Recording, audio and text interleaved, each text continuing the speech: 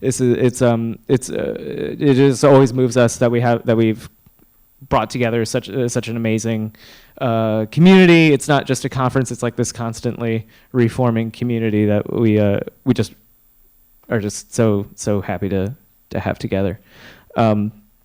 So without further ado, I'm gonna introduce our panel for the first half of the evening. On your programs, it is K3. Hashtag K3 if you want to talk about it on Twitter. So first, furthest away from me, we have Vicky Osterweil.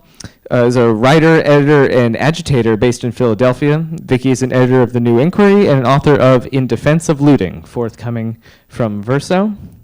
In the middle is Maya Binyam. She's a writer who lives in New York. She's on the editorial staff of The New Inquiry and the Paris Review. And then closest to me, finally, we have Nima Shirazi, who's a writer and editor and co-founder and co-host of the popular media criticism podcast Citations Needed.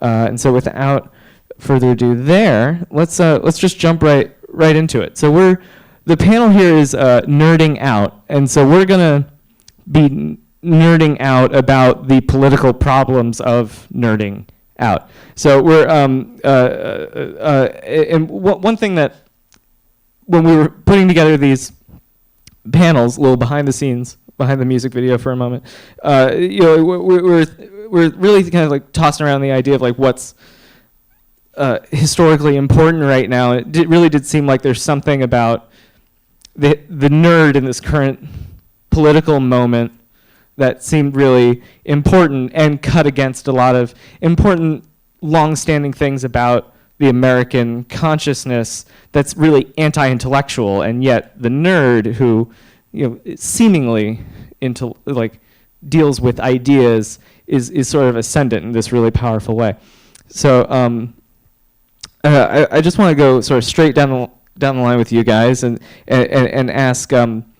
Introduce your work by way of sort of defining the nerd. So like where does like the nerd and your work sort of intersect, and just like why should we pay attention to that sort of nerd right now? Like why is that important? So yeah, let's start with you. There we go.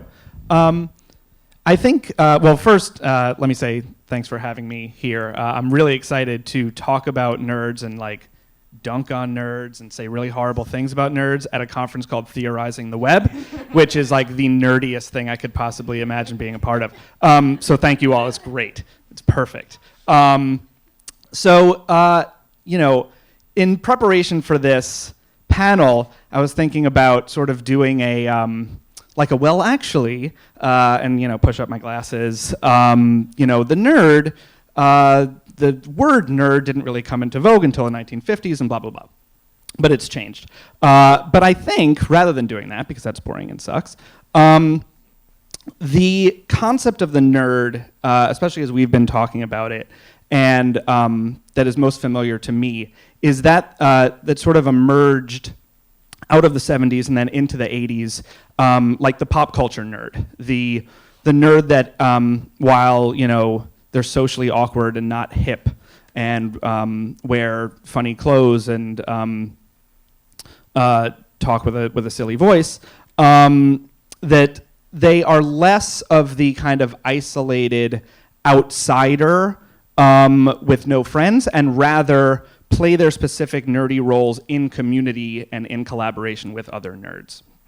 And so rather than being this kind of simply socially awkward outcast, there's kind of a communal nerddom that I think was popularized in film and TV throughout the 80s and 90s, simultaneously with kind of the rise of computers and the rise of a lot of the tech that we now take for granted. So, there to me, there's kind of a clear through line that with the advent and availability of the personal computer in 1981 to 1984, you then see movies showing nerds a lot, and computer science nerds are kind of the quintessential nerd.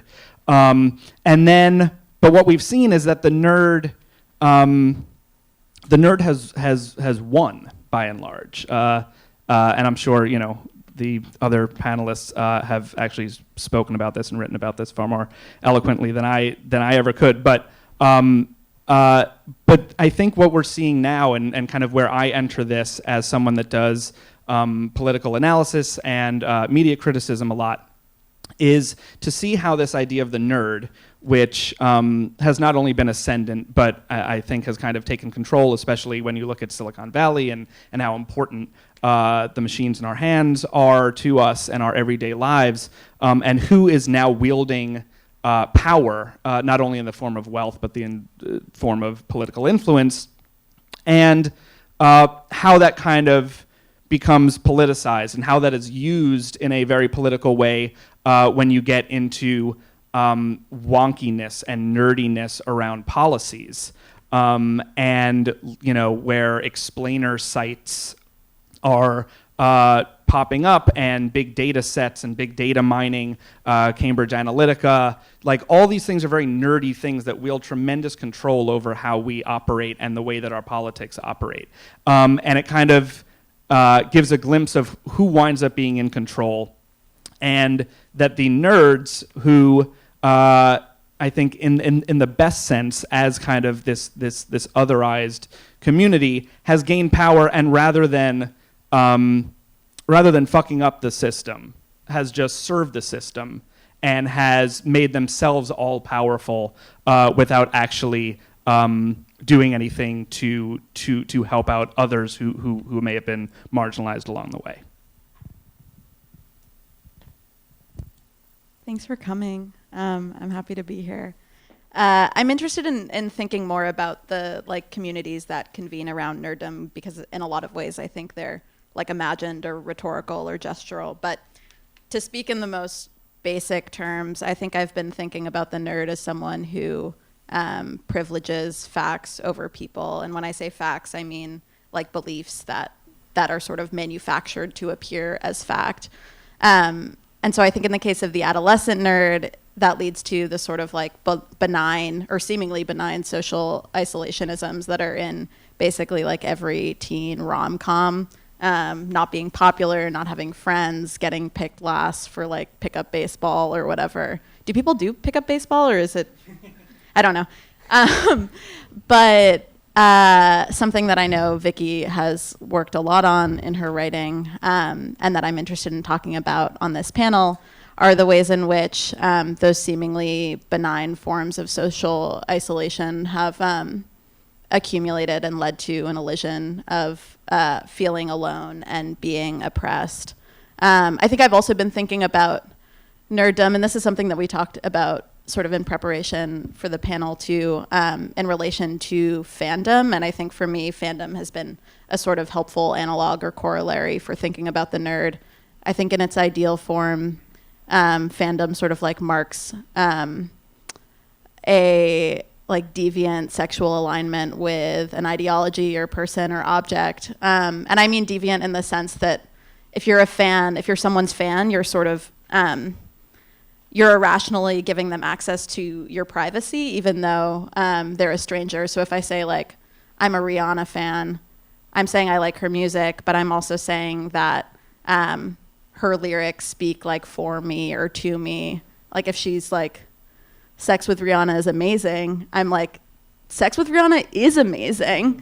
And so I think fandom is sort of is fantasy, but whereas nerddom appropriates real people and experiences into a set of facts or systems that are unpeopled, fandom sort of maintains bodies and desires at its core. Yeah. Well, thanks everybody again, and thank you too. I think I really like that definition about privileging facts over people, and so I think why I got interested, other than the fact that I'm in nerdy subcultures, what I got interested in it was the role of the nerd, particularly, actually, I started paying a lot of attention just before Gamergate. Anyone who was like a gamer in nerd communities like saw the alt-right coming for years, and like we were like sounding alarms, and like no one paid attention. And in fact, Gamergate was totally victorious, and the people who were, I don't know if you remember Gamergate, but there was like this sort of organized online harassment of queers, people of color, and women.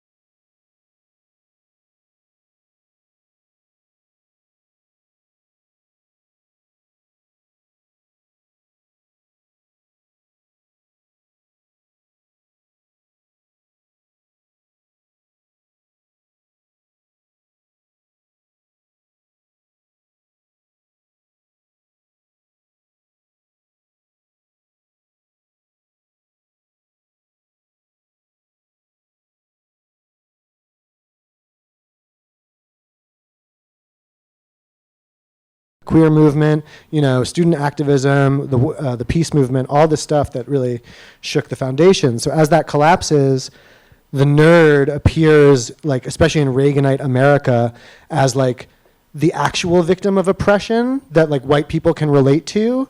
You know, like white people in the suburbs can like watch Revenge of the Nerds and be like, yeah, like I also like computers, like I probably deserve to be aggrieved and oppressed. And so they very actively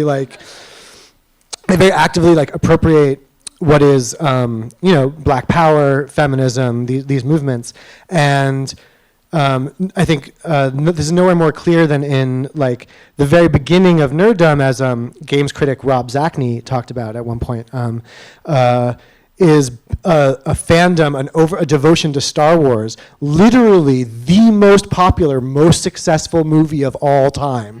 That like when it came out, and like liking that like makes you an outcast. Like it's a pretty suspect program.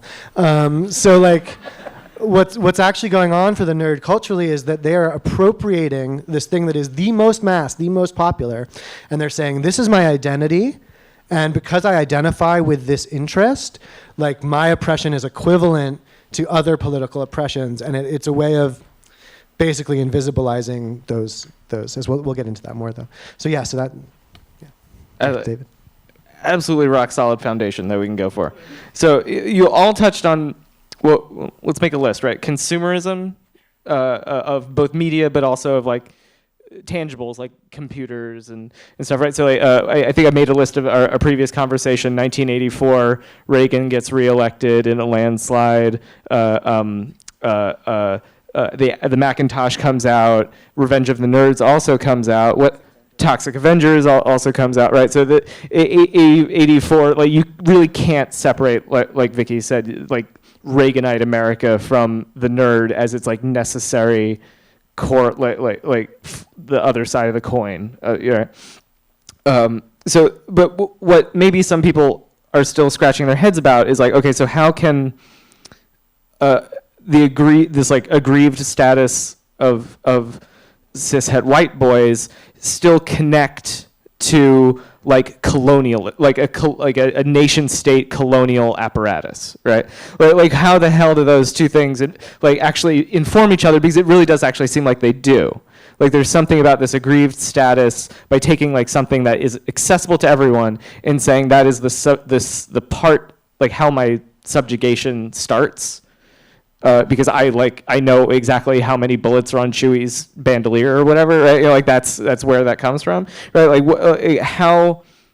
why is that working right now to undergird both fascism and a militant liberalism, right? He's like like what you were saying about the wonk is also really tangential, really close to this, and like all of but then also like meme magic and Pepe's are also all seem to be connected here. So there's like this terrible nexus of all of these things. I'd like to ask all three of you to just sort of like speak to the connective tissue of that mess of things.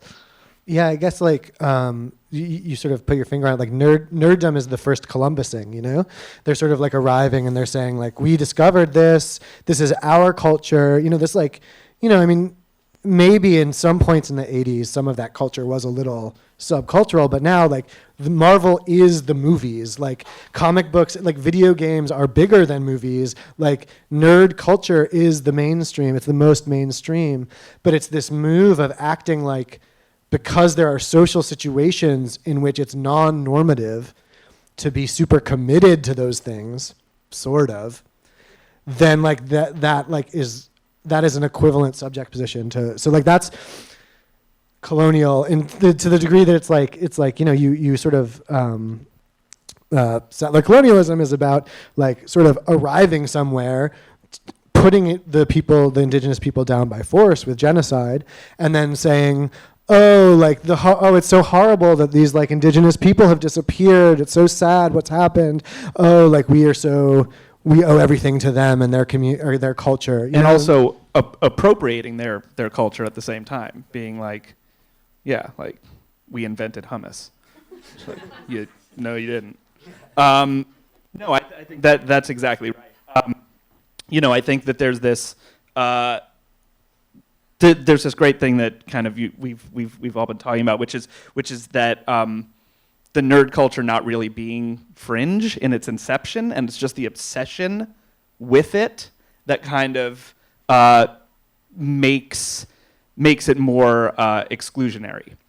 And so, you know, I mean, 75% of Led Zeppelin songs are about Lord of the Rings. Like this is not a nerdy thing in general. It's just how you actually interact with that, what it means to you, how it kind of symbolizes yourself and your interests and your identity, I think becomes that kind of linchpin of what changes a fan to a nerd, or what's the difference between a geek and a nerd, which I think there's been a lot of discussion about that, you know, let's say a geek is someone that is kind of more aligned with that obsessive fandom. They're really into the authenticity of a thing, surrounding that thing, knowing all the facts, and the minutia and the trivia. But a nerd kind of practices the thing that they love. So you know, you can have a music geek who, like, you know, is obsessed with whatever, Radiohead, but then a music nerd is someone who like probably plays a lot of instruments, like actually does that thing. And I think you can kind of parse those terms, but the nerd as kind of appropriator and then practitioner of these things is, I think, really, really important to understand, and kind of then how the internet, like how the web and the rise of the web and the kind of ubiquity of it has then flattened, I think, a lot of those signifiers in certain ways, so that knowing how many bullets are on Chewie's bandolier, like you could Google it right now. So it removes like the superiority of that intellect, of that I did the research on this, I've seen that so many times that I know that, you don't know that. That's how much I care about this thing. And so the internet kind of flattens all that. It makes everyone be able to just look up the minutia. And so there need to be other ways for nerds to kind of coalesce around maybe the same things, maybe other things, and basically divide and conquer that way, so that they wind up being, you know, just as aggrieved, just as victimized, even though everyone has the same information now. But their obsession about something can be the difference maker.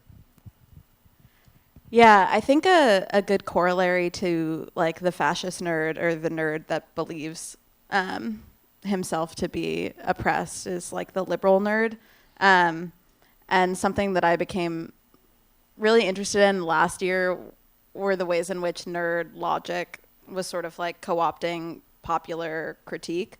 After Trump's inauguration, there were sort of like two running catalogs in media. One was like a catalog of all of the people that had been harmed by the material violence like enacted in Trump's name.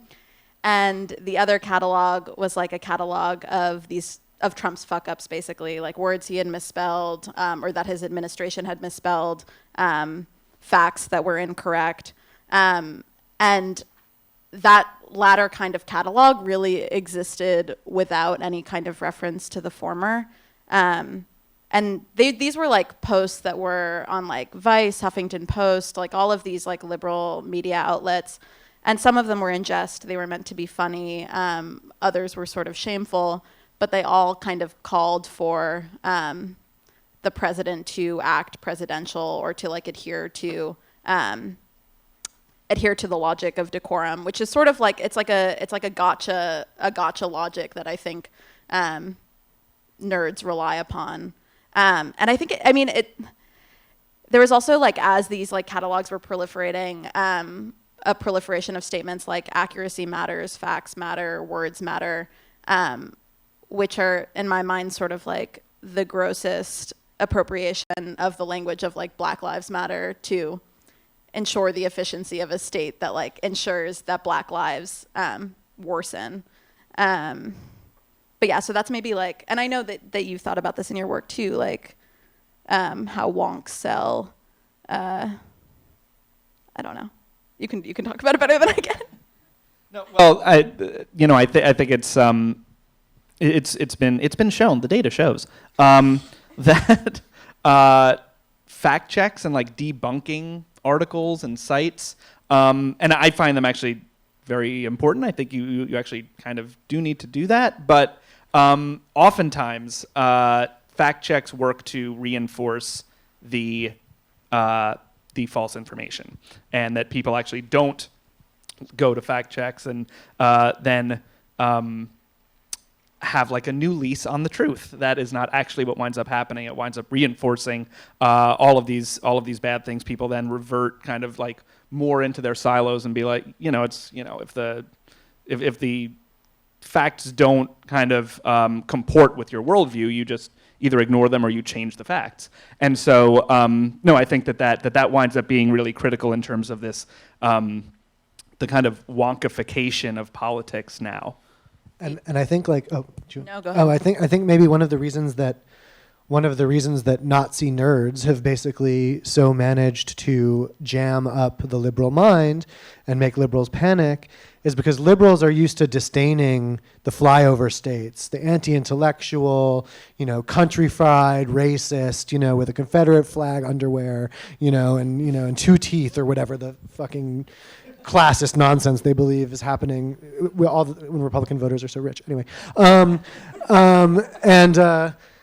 and I guess like so the way that like the alt-right like gets like you get people at the New York Times to call them so dapper is because the alt-right doesn't. They insist actually that they have the facts. They marshal all of this pseudoscience and all of this conviction, and they spent all their time like. They grew out of 4chan and out of these internet forums, really built in trolling people. And the best way to troll someone is to make them get into an argument with you that you have no stakes in. Because if you don't care about the argument, you can say anything. And the person who cares about what it means will just get more and more frustrated. So they are incredible rhetoricians of a certain kind, which is that they can argue infinitely and find facts and do all these sort of strategies to elongate an argument so that you can't win. And liberals, if someone's making an argument, then like there must be some like, well, everyone agrees that facts are important, so we should hear them out because like if they're wrong, then the facts will prove them wrong. And it's like, no, the whole thing is marshaling wrong facts in a way that sounds like you're right, I guess. So yeah, so I think that's like that interaction between reactionary politics and a kind of nerdy fact-based truth has become really apparent, and both sides are totally inadequate to the moment, obviously. One thing that this definitely reminds me of that ties a lot of this together is Whitney Phillips' wonderful book, This Is Why We Can't Have Nice Things, like a history of trolling, where spoiler alert for this book, that you should get anyway, is that, trolling is not antithetical to popular culture or mainstream media. It's actually its logical conclusion. Logical extreme conclusion, right? Which is that you just you push things forward so hard, and that you break them, and you make them sort of a farce of the original source content.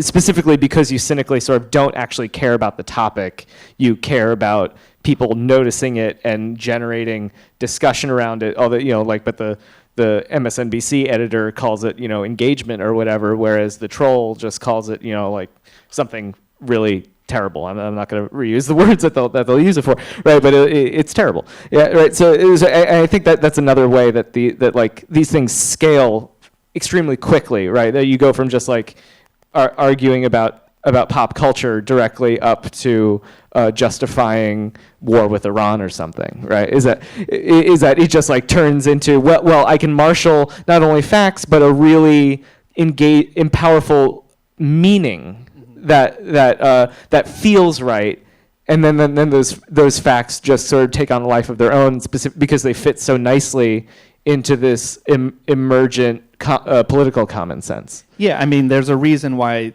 the New York Times op-ed page is just hiring professional trolls, and same with, that's the reason Kevin Williamson got hired at the Atlantic. It's oh, he's a really compelling writer. I may not disagree because he's racist and wants to kill all women, but he's beautiful prose, and so yeah, I think that kind of this professional trolling, especially in many ways, liberal sensibilities, let alone leftist. But, this sort of, it's really just going to wind up being a fight over facts. And that's this ruse, where, and I think you see that on Vox and on 538 a lot, that it's really just, if you can get out the best facts, then all the problems go away, because it's really just a matter of plugging in the right equation, and therefore equity materializes,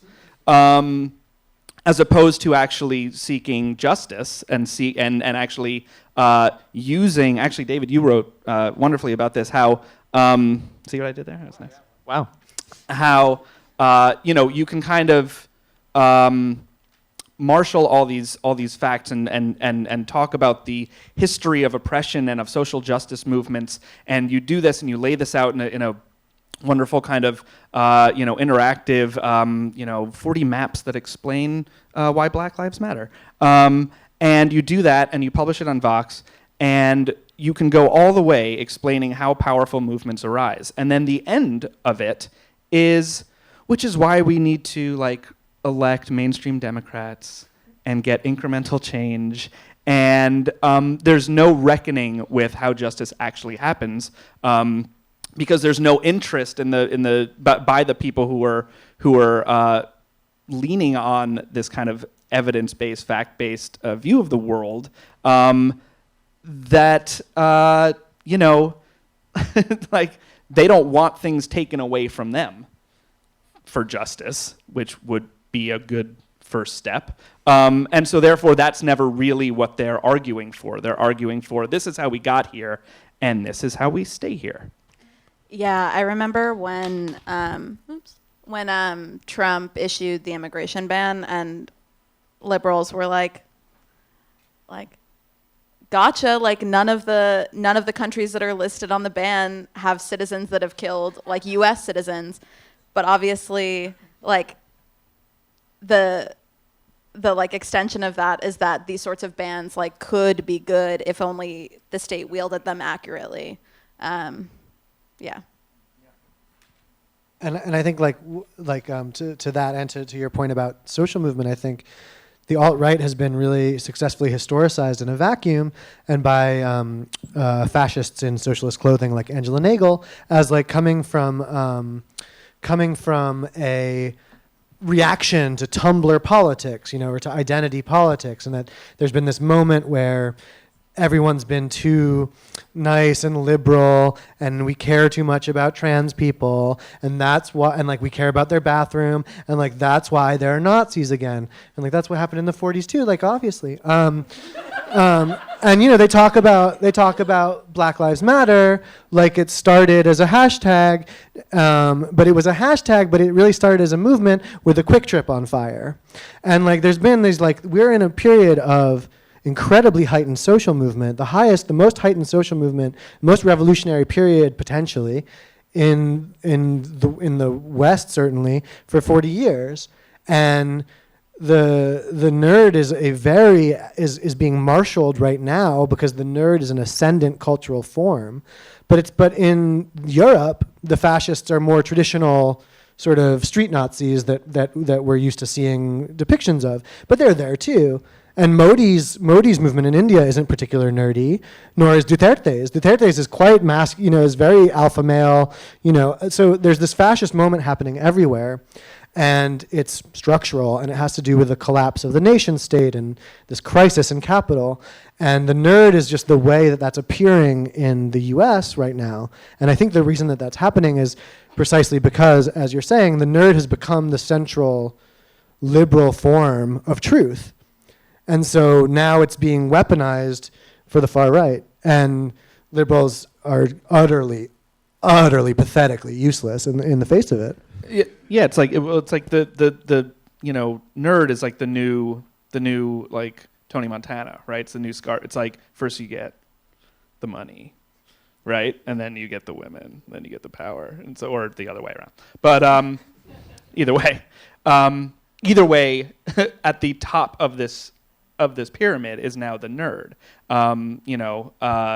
They're the billionaires. They're the ones glad handing and taking selfies with Crown Prince of Saudi Arabia, Mohammed bin Salman, while he's beheading 50 people and genociding Yemen and creating the worst cholera epidemic in history. And so and yet, pictures of him with Lloyd Blankfein and with Jeff Bezos and Bill Gates, there's no contradiction there. That's exactly right. It's not, oh my God, how can they do that? Don't they know what he's doing? And it's like, of course they fucking know what he's doing. Like, they're right, that they're all doing that. They're all doing that. The reason Saudi planes can be refueled in midair is because like the U.S. is making that happen, and who's making it? And so let's not also think about the nerd as this tragically sort of misunderstood and now mislabeled entity. Nerds created the atom bomb. Like that's like Karl Rove was behind Bush. Kissinger was behind Nixon. Like the nerds and the kind of technocratic class enable that more macho sort of, I don't know if Nixon's macho, but but that kind of idea of what enables the kind of frat boy power, and the nerd foundation.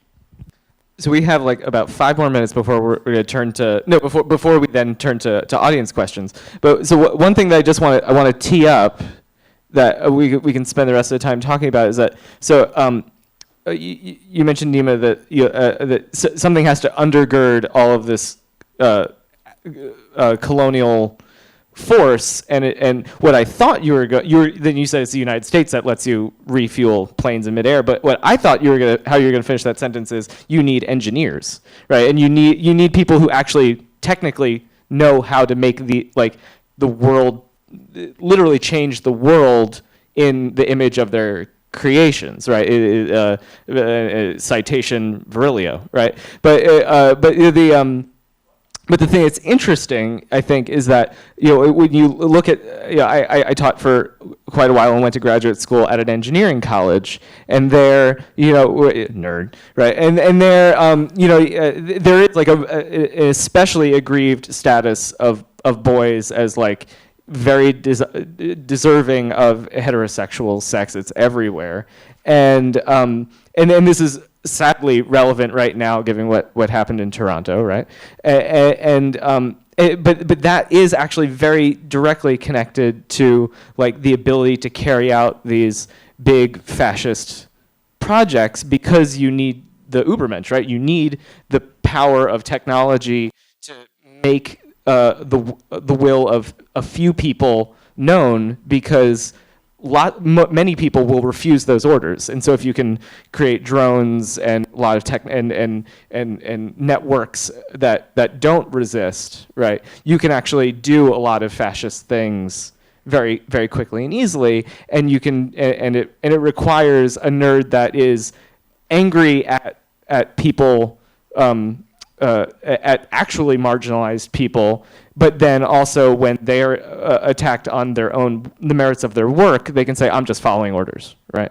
So that, like, those are the moments where where you could actually, if they are actually aggrieved, they would have solidarity with other people, but they don't. And it's specifically because their agency is always curtailed to that aggrieved status, right? Yeah, I think when you're a part of an imagined community without sympathetic or material ties to other people, it's very easy to feel like your personal hurt is an injustice. And so in the case of the stuff in Toronto, the condition of wanting sex and not having it, I've seen now circulate as like a problem of access, and the resolution is like assumed to be one of redistribution. When you think of what is actually being redistributed, like it is totally fascist and scary. Yeah. And of course, like, you can't answer it with sex work, right? Like you can't stop being incel with sex work. Although that seems like it would, you are actually volunteering, I'm afraid. Like, you can find a sex, and so that crackdown going on right now on sex workers on Backpage and all that is totally connected to the aggrieved, confusing, like, it seems contradictory, but it's the same impulse, I think. Right, and so then the reaction winds up killing a lot of people in immigrant community in Toronto, where, which is, I think, majority Asian and Iranian even. So, I mean, you kind of see that manifesting in very vicious and violent ways. Yeah. And 5 minutes. Excellent. So Jeremy's going to take my microphone, run around, and take your questions.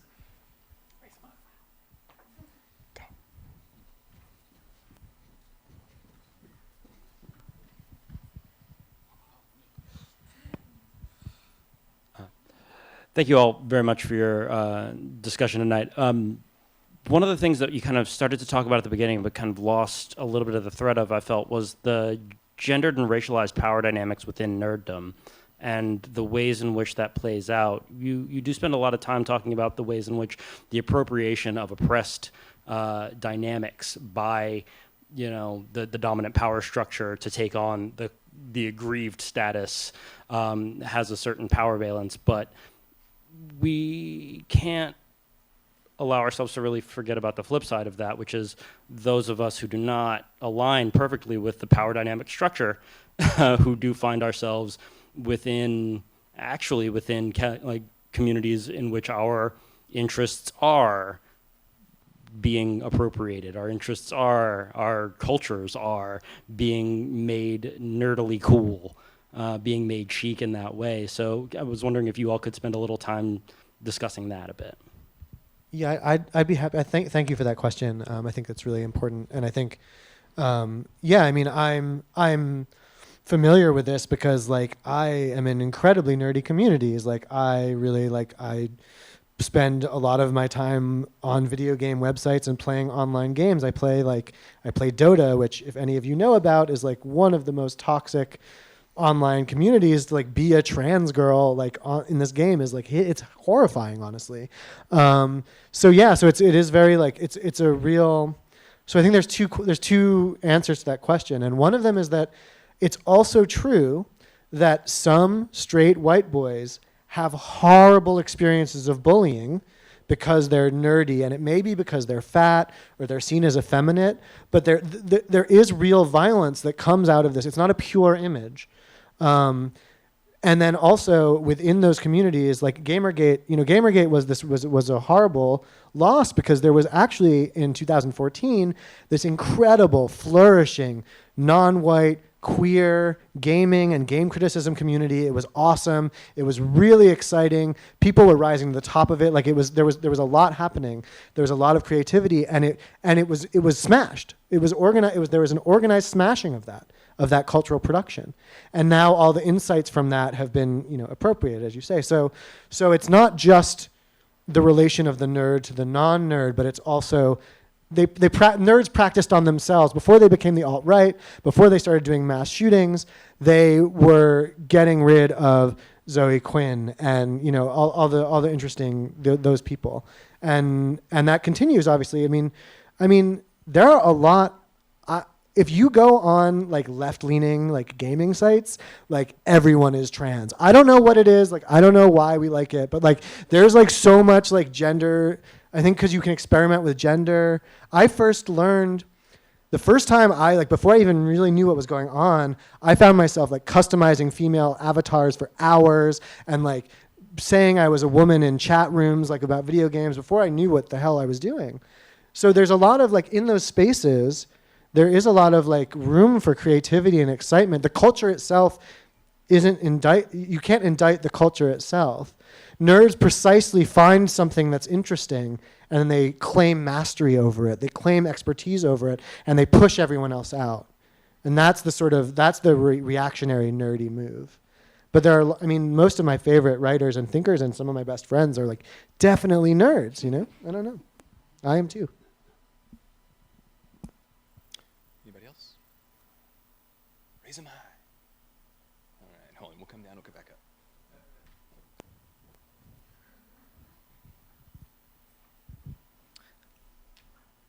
In 2018, do you see an evolution from baby boomers to Generation Z?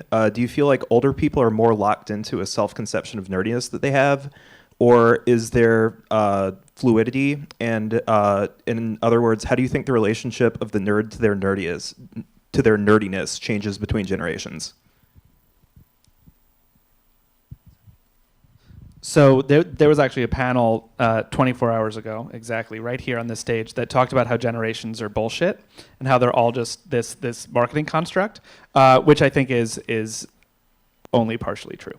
But like I think the baby boomers are actually a generation. I think where we are now is maybe less so. But I think rather than boomers having a conception of nerdiness, which would be like, like Gary Cooper in Ball of Fire. Like, that's not that nerdy. Like, that's just really smart and also good looking. But rather, Generation X, I think, has a far more sort of pop culture conception of the nerd. And hopefully that's breaking down in that sort of stereotypical way, in the Revenge of the Nerds way. In the war games way, but I think that now it's been altered, and that's I think a lot of what we've been talking about. How I told myself I wasn't going to say his name, but Ben Shapiro is like this uber nerd, right? Like his popularity is based on him being a nerd and in proffering these horrible, destructive, vicious ideas, but with intellect and with smarts. And so I think that there's just a new way of kind of understanding what a nerd is now, because the Generation X nerds of old are running the world. So there's a different dynamic at play.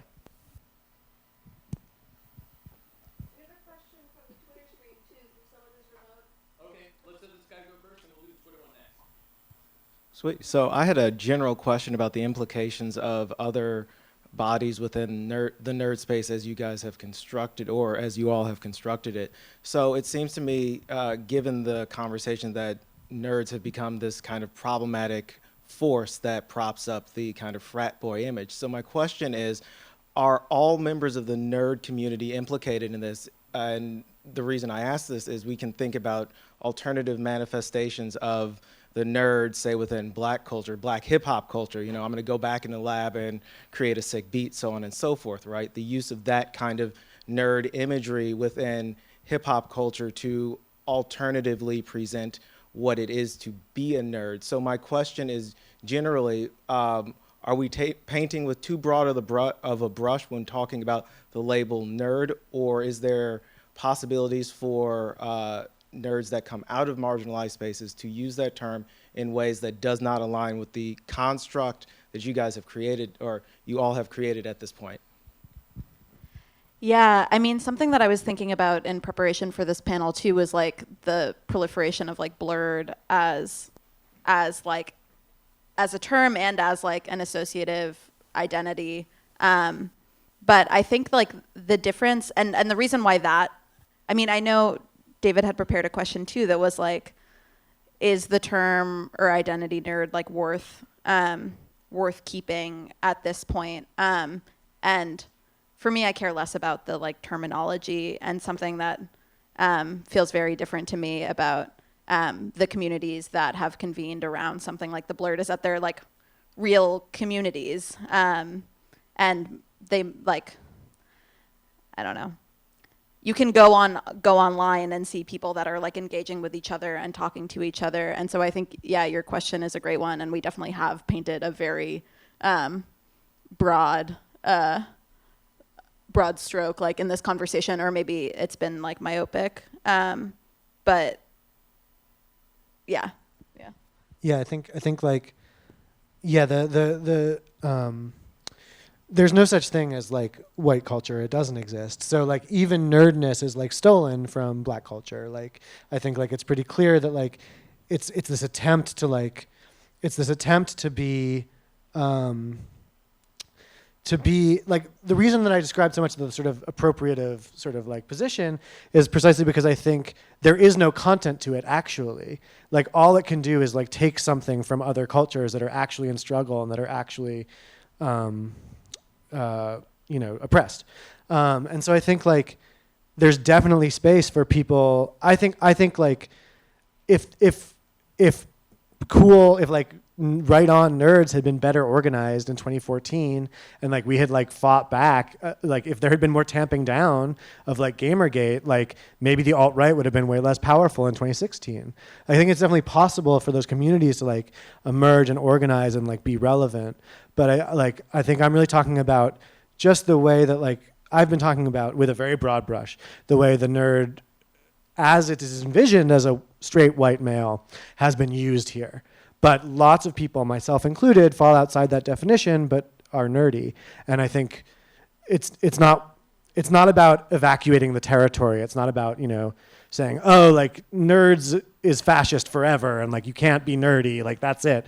But it's a way of, it's just pointing out a way that kind of stuff is organizing itself now, I think, is what's important to me. And now live from Twitter. Okay, so Twitter user Clotilde, handle @_Cynar, CYNAR, asks, can we talk about gender and nerddom, maybe a bifurcation where women get to be fans, but the men get to be the experts and fascists? So like life, like the way the world operates. No, I think that's great. I think I don't think I have a revelatory reaction to that. I think that is that's a really good question, and I think that setup, that dynamic is often true. I think just briefly, the kind of gender issues within nerddom are seen much like they are in broader society. There's a marginalization, there's an objectification of even like the girl nerd. And so, I mean, Vicky, in your piece, I think you kind of dig into that a little more as well, how nerds kind of use that objectified female figure, and also nerddom is in itself kind of this femme model. Yeah, I guess, yeah, like I think like in some ways, like for my thinking, like fandom, the thing that's sort of positive about fandom is quite femme, like it's about desiring, what Maya was saying, basically. There's this sort of, you know, you think of like Beatlemania and of all these like 16-year-old girls like screaming at the top of their lungs, like terrifying everyone in America or whatever, which is like pretty cool. And like, I think like, so in a certain way, like nerddom is a very masculine response to interest. And I think like, it is important that like nerddom like largely, I don't know what else to say, except it largely manifests as gender aggrievement, incel, you know, that it nerds tend to say race isn't an issue, and then they tend to be organized misogynists. So they tend to kind of want to be post-racial, I mean, unless they're like literal Nazis. They tend to sort of be like they pretend that race isn't a problem, but that gender, they're the actual oppressed ones. So gender is the axis on which I think reactionary, bad nerddom that we've been talking about largely organizes itself.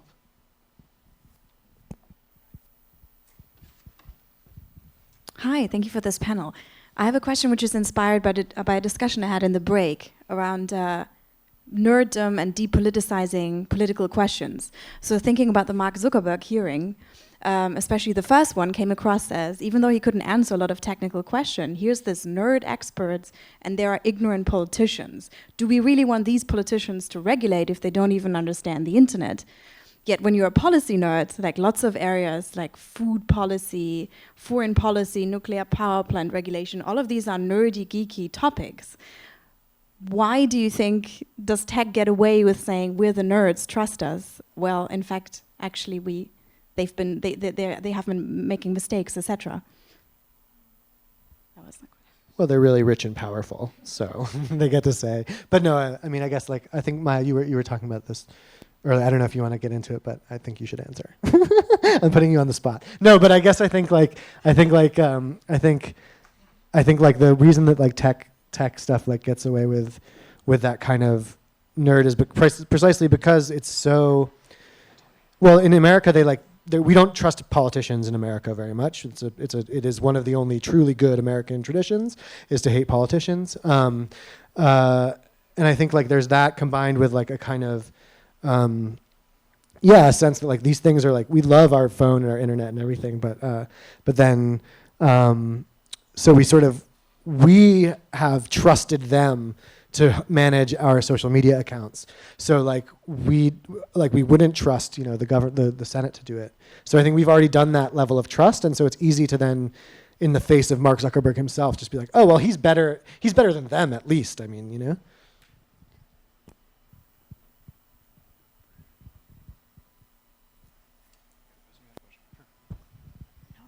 I don't know if she's. Hi. So I guess maybe to tie in with a couple prior questions here. First, you know, there's, I'm not sure your name fully to my left, talked about how there are cases where, you know, finding nerddom at some point comes out of, you know, actual pain and personal experiences, and that's a refuge to a certain extent.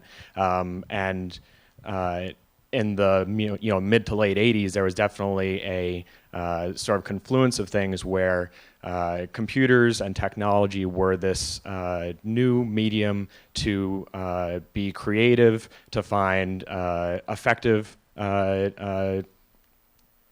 media to work with and people to talk to, and all of that was to a certain extent pushed away by a certain degree of like toxic masculinity, where if you can apply technology towards money or obtaining power, then that is, you know, very much encouraged. Whereas if you're doing it to be creative or, you know, affective, that is certainly discouraged, and that has a crazy dynamic, especially with another person who had a question about, you know, women nerds, how at that same point in time, women interacting with computers and technology were strongly discouraged across the board, just as technology became a mode of gaining power and, you know, potentially you know, influence and money and things like that. So I guess that's more of a comment than a question. I don't know. I'll respond to your comment.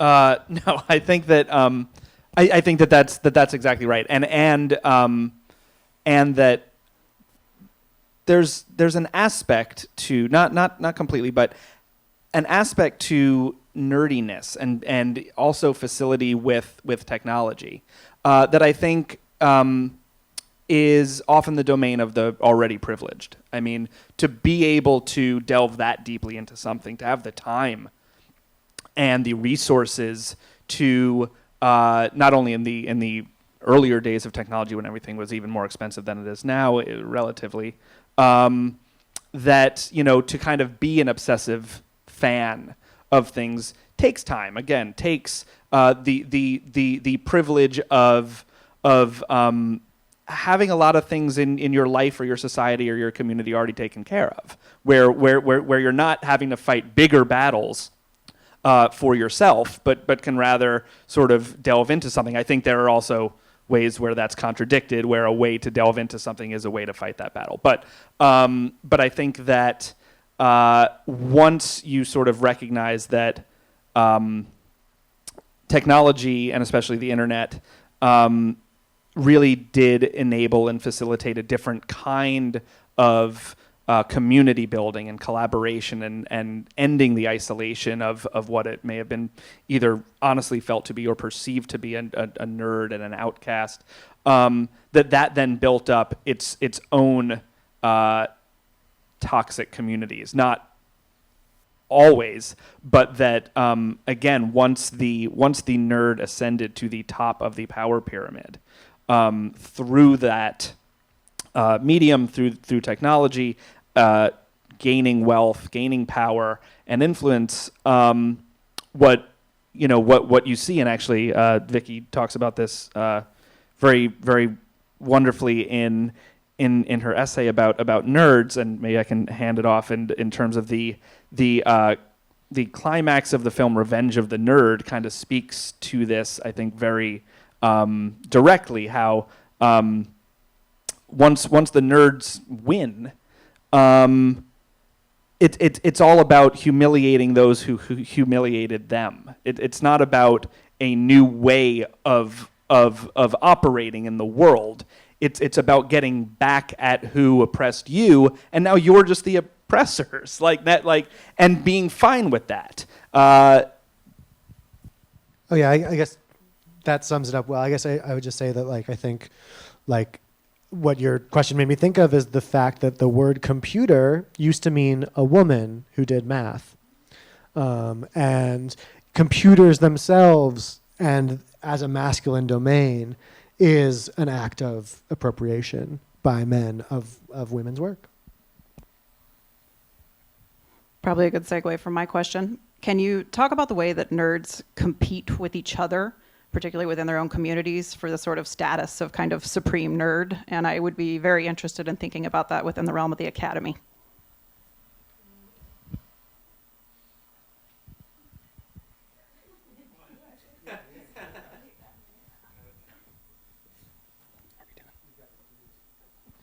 So as the one from the academy, so one thing, right? It's Revenge of the Nerds, not like Fierian, justice of the nerds, right? There's no freeing the oppressor and the oppressed at the same time version, right?